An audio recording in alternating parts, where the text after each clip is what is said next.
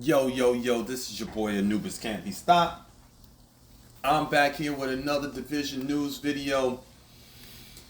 Wow, for breaking news, I was a little terrified, to totally be honest with you. It was going to be one of those things where I did not know what was going to happen, how bad it was going to be, because as we all know, when we get special reports like this from Division, it always consists with something negative. In this case, I must say, the negativity is been toned way down. And when I say toned way down, I mean toned down to the point where it's mostly good news for players. Yes, you can check the skies for flying bacon. It is actually mostly good news for players. So if you are a division fan and you have been waiting for them to make some changes, here goes your changes. All right. Project Resolve is in the mix, everybody. It's going to be making changes to PvE and PvP. The phases go as this: December 15th to the 18th. They're going to be doing quality of life fixes, balancing changes to Descent, Countdown, and Summit. That's PTS Phase 1, okay? So we know after PTS Phase 1, it's a few weeks in between. My guessing they're going to probably make those changes somewhere around in there, depending on how Phase 1's PTS goes. PTS Phase 2, let's move right on into it. January 20 from 19th to the 22nd. Changes basis on phase feedback, phase 1 feedback. So they're going to be making the changes after this PTS probably. Oh, okay. So they're gonna year 5, season 3, gear, weapons, and talents. Okay, cool. All right, I see you. All right, that's love. So my guessing is phase 1, we might not get no changes around there, but don't quote me on that. They actually might make some changes around there, being that it is such a big time for PTS phase 2. So they might be implement some things here and there. It would be beneficial to them to go ahead and implement some things. Season 3 Vanguard starts February 6th. Let's hope they stay on that time schedule. Using year 5, season 3 Vanguard starts Manhunt. Year 6, continued support, improvement, balancing, improved analytics, and anti-cheats, which is the big thing in this game that we've been waiting for them to do, is do some anti-cheats. There's been some changes. There's going to be some changes to Guardian, Polarity Switch, Hollywood, and SHD Exposed Reanimated. They are making these more powerful because they noticed the love that Golden Bullet gets. Like literally everybody, as soon as Golden Bullet is on, like everybody in the game is playing Golden Bullet. Like everybody in the game is playing Golden Bullet, and that's not even an exaggeration. Golden Bullet has been the most powerful, or I shouldn't say more powerful, the most popular global event that they've had. And now they're doing something different with Guardians, Polarity Switch, Hollywood, SHD Exposed, and Reanimated. You can check out all of this on the Division page, and you can see all the stuff that they're going through and changing. I think it's going to be absolutely awesome, to totally be honest with you. I'm just trying to keep this video under 20 minutes or 20 minutes or less, to totally be honest with you. Projects, they're going to be making changes to projects to make them worthwhile, because for simple fact is daily projects, weekly projects, season pass, daily projects, daily, weekly dark zone, conflict projects, weekly descent projects, and weekly summit projects just have not been worth doing. Let's just put it like that. You're getting the same old, one exotic cash or something like that, or you're getting extra XP, which is not really that substantial to make you want to do the projects in the first place. So, So instead of that, they're trying to probably revamp that, maybe even buff some of that. That's all good. Game modes like Descent, they're gonna make the challenges or the talents more focused. It looks like they're gonna focus those talents a little bit more, make them a little bit better, I guess, by putting them on rotation. So if you're looking for a certain talent or something like that to run in Descent, you're gonna get them on rotation. You're not gonna have just a bunch of random talents constantly popping up all over the place. So if you don't like the talent and stuff like that, you won't have to play Descent on that day. So there you go. So they're gonna be on rotation. Summit fans anticipate a resolution to the level 100 XP issue. So you will no longer be able to get all that beautiful XP that you've been exploiting on floor 100, okay? You knew that was going to come. We all knew that was going to come. So let's not pretend like we didn't know that was going to come. Optimizations have improved. Countdown, Descent, Summit. Yeah. Leading to enhanced stability overall. My guessing is it's messing with the game, all the glitches and things that's going on. So my guessing they want to fix that stuff so that way it's not that much glitching, crashing, and stuff like that. So with that, I do believe that's probably a good thing. All right. Now, the Flade de Resistance is the new expertise optimizations cost. 1 to 5, 1 to 10, 1 to 10, 6 to 24, 11 to 24. Gear, weapons, skills. Wow. Wow. Just wow. That's all I can say is wow. The optimization cost right now in the game is nowhere near this. This is going to be excellent. Because the optimization cost right now is ridiculous. We're talking about they've dropped it from 150 exotics to get from 11 to 24 all the way down to 42 exotic materials to get your gear, your weapons. Wow. Wow. Yeah. Yeah. Yeah. Good news. Good news. Good news for PvE fans, bad news for PvP players. I'm going to get into the PvP side of this in a little bit, but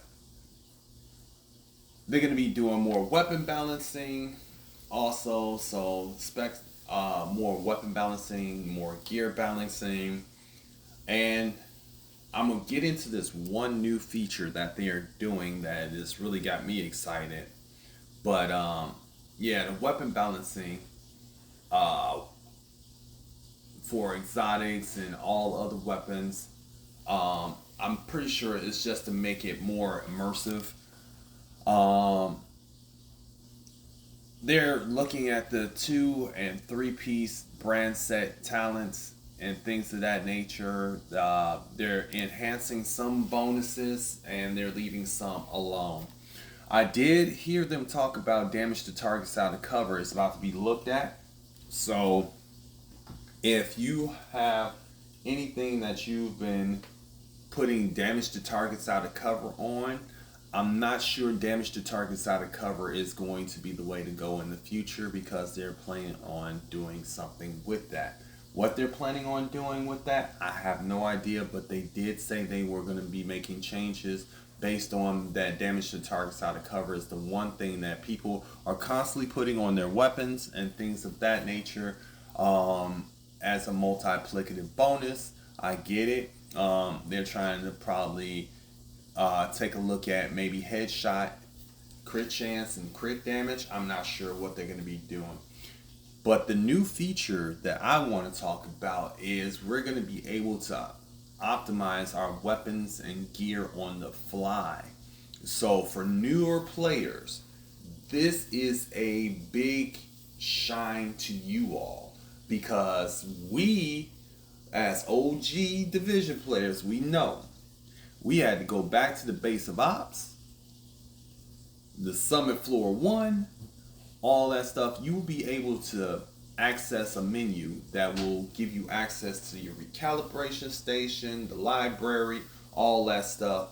They are changing a lot of stuff in that aspect, which is great. There's going to be some quality of life updates. My guessing quality of life updates is going to be something. But what I really want to touch on as far as quality of life updates, you remember how we used to get that bonus of health for every 3 shade levels or something like that, and it went up to infinity? It's not going to go up to infinity anymore. If you are level 10,000 or higher, you have more health right now. You're about to get nerfed, baby. You're about to get nerfed back down to 65k. That is the max amount of health. If you're level 10,000, you know you have that 65,000 extra health or more, depending on how high your shade level is. They are making this where there are 2 grinds. One, to get to level 1000 to max out your watch. 2, to get to level 2000 to max out your health. Your health is going to be maxed out at 65k for every player. Now, that is going to be insane for other players that have so high of a watch level from doing exploits and different things to get those shade levels high as hell. They're not going to make a difference anymore, because everybody's going to be capped at 65. But the killer part of this, if you are shade level 3000, once this go into play, you're getting that level 10,000 bonus of 65k, because they dropped it all the way down to 2k. So if you are over shade level 2000 right now, you are about to get a major health bump, which is going to be very, very, very good for you. That is a alley-oop to a lot of players, including myself. I'm only shade level 5,000, 4,000, 4,900, 40 something. I don't know right now. I'm not looking right at my screen. But that's a big up to me. Like, I'm nowhere near shade level 10,000, 20,000 or anything like that. So I don't have that extra, health bonus. But this is going to be crazy. Let's talk about PvP.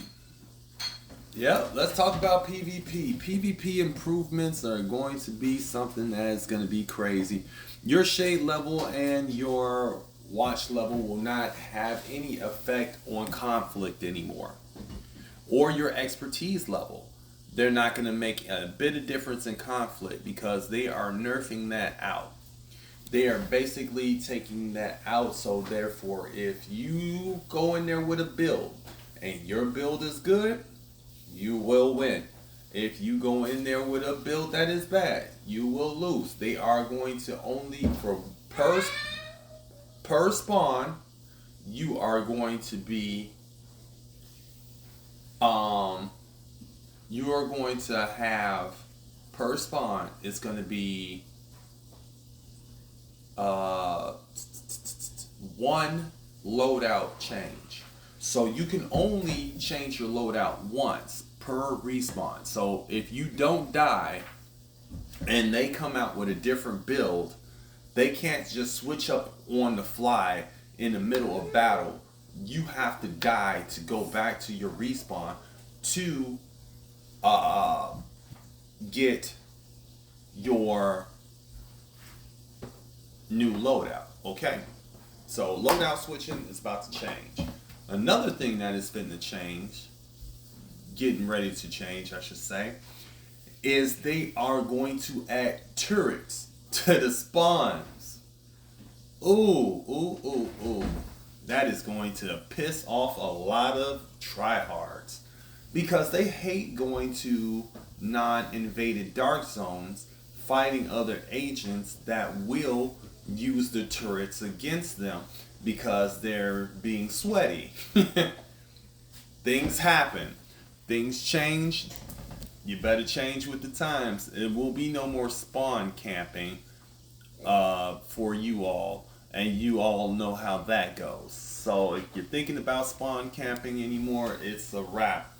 They're changing status effects from bleed, burn, poison, all that good stuff. And they're trying to make it better for everybody else to do PvP. So status effects are not getting nerfed into the ground like Yannick said. So if you're thinking they're going to nerf them into the ground, unfortunately, PvP players, it is not going to happen. They already said it. They do not want to make any more skills in the game useless.